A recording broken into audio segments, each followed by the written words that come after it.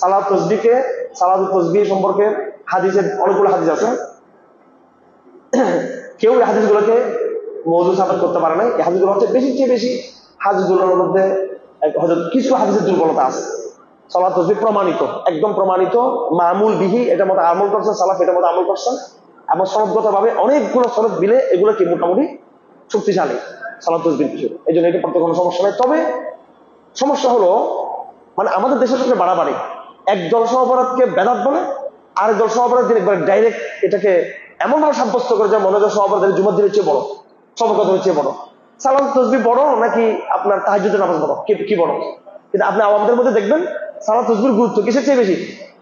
তাহাজ্জুদের চেয়ে বেশি গুরুত্ব, কিয়ামুলের চেয়ে বেশি গুরুত্বপূর্ণ।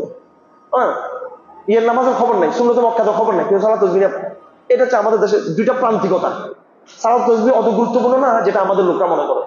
আবার এটা এরকম এই মওযু হাদিস, জাল হাদিস নাই, এরকম বেদাত না, যেটা আমাদের কিছু কর্তব্য আহলে হাদিসটা বলে। ওরা এই এখানে ৩-৪টা মত আছে এখানে মুহাদ্দিসিনদের মধ্যে। একটা মতের দুর্বল একটা মতের মধ্যে কেউ এটাকে বলছিলেন যে এই হাদিসটা মুনকার বা প্রমাণ করতে চাইছিলেন, কিন্তু তারাও এটাকে কেউভাবে বেদাত তারা প্রমাণিত করেন নাই। সেজন্য আমরা এটা নিয়ে বাড়াবাড়ি না করি।